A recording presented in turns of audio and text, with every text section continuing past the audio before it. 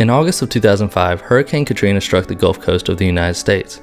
At first, Katrina looked like another American natural disaster. A powerful storm, a flooded city, a tragic loss of life. But Katrina became something much larger than that, because underneath the headlines about flooding and government failure was a deeper geographic story. One about where people could escape, who had the ability to return, and how disasters can permanently reshape the human landscape of a place. Because what disappeared wasn't just homes or roads or power lines, it was people.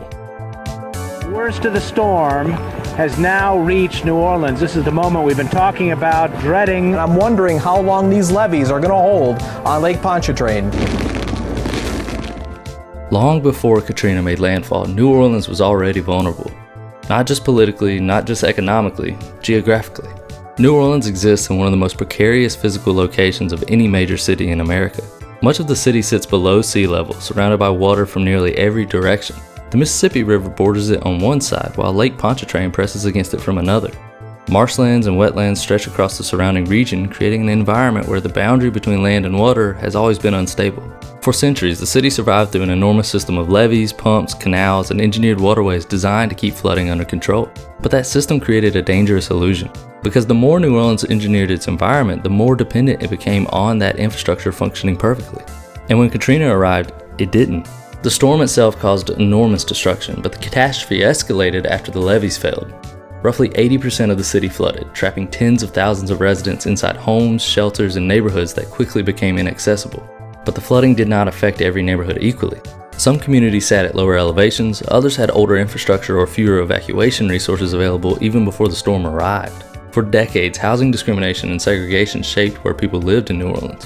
Poorer black neighborhoods were often concentrated in lower-lying areas that faced greater flood risk. Wealthier residents generally had better access to transportation, insurance, and evacuation options. When evacuation orders were issued, many Americans assumed people could simply leave. But evacuation depends on mobility, and mobility depends on access. Families with reliable transportation, disposable income, or relatives outside the city had far more options than residents who lacked those connections. Thousands of people were effectively trapped before the storm had even made landfall, which meant that when Katrina arrived, geography determined far more than who got wet. It determined who could escape. The entire disaster exposed a central idea in human geography: spatial inequality. Spatial inequality is the unequal distribution of resources and opportunities across physical space. And Katrina revealed just how uneven that space had become. The storm may have been natural, but the disaster was shaped by geography long before the hurricane even formed. There's no way they could pay for a hotel room. They stayed in their houses because they had to. And then the water came up. This is life and death. This is life and death. There's just no doubt about it. After the flooding came something America rarely talks about: mass displacement. Within days, New Orleans experienced one of the largest internal migrations in modern American history. Hundreds of thousands of residents fled the city in every direction. Some relocated temporarily, others permanently. And suddenly New Orleans no longer existed only in Louisiana. It existed in Houston, Atlanta, Dallas, Baton Rouge. Entire communities reappeared hundreds of miles away from where they had originally formed. But the movement of people after Katrina was not random. A family with cousins in Houston often went to Houston. Someone with church connections in Atlanta relocated to Atlanta, and then people just followed the pathways that already existed long before the storm arrived. In human geography, this goes along with something called chain migration. Chain migration occurs when migration patterns are shaped by existing social connections between migrants and destination communities. And after Katrina, those connections became survival networks. Texas became one of the primary destinations for displaced residents, eventually receiving a significant share of evacuees from the New Orleans metropolitan area. Schools expanded, shelters overflowed, and apartment complexes filled rapidly as entire sections of New Orleans culture temporarily relocated there.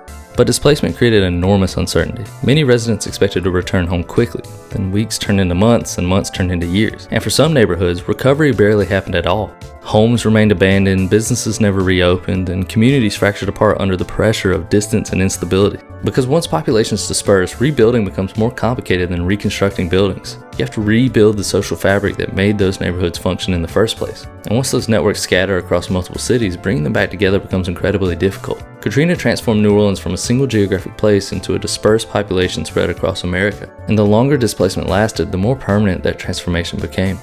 Cite the marketplace to let people know that this was an opportunity to bring New Orleans back, to get people to invest in our neighborhoods, and it worked. It worked so well that the demand for homes in these once flooded areas has surged. In the years after Katrina, New Orleans slowly rebuilt itself. But the city that emerged was not the same city that had flooded. Some neighborhoods recovered quickly, others remained damaged for years, and the people most likely to return were often the people with the greatest financial resources. Residents with insurance settlements rebuilt faster, homeowners returned sooner than renters, and communities with stronger political influence received more attention and investment. Recovery happened unevenly. Entire sections of the city experienced dramatic demographic change. The black share of New Orleans' population dropped sharply after Katrina and never fully returned to pre-storm levels. Housing prices increased, redevelopment accelerated, and new investment entered the city. And as rebuilding continued, a difficult question emerged. Who was New Orleans being rebuilt for? Because recovery is never just about restoring what existed before, recovery also determines what replaces it. In many ways, Katrina reshaped the cultural and political geography of New Orleans. The disaster altered population patterns, housing markets, and neighborhood identities across the city. And it introduced another important concept of human geography, which is gentrification.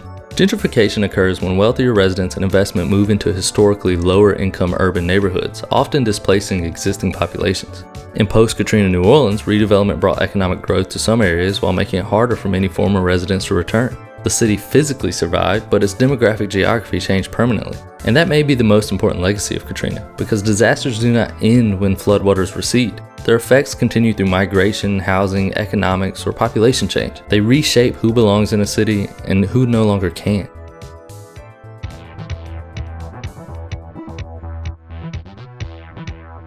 When most people think about Hurricane Katrina, they remember the storm, the flooding, the destruction, the government response. But Katrina was also a story about movement, about what happens when an entire urban population is suddenly displaced across a country, and about how geography continues shaping people's lives long after a disaster ends. New Orleans eventually rebuilt its streets, buildings, and infrastructure.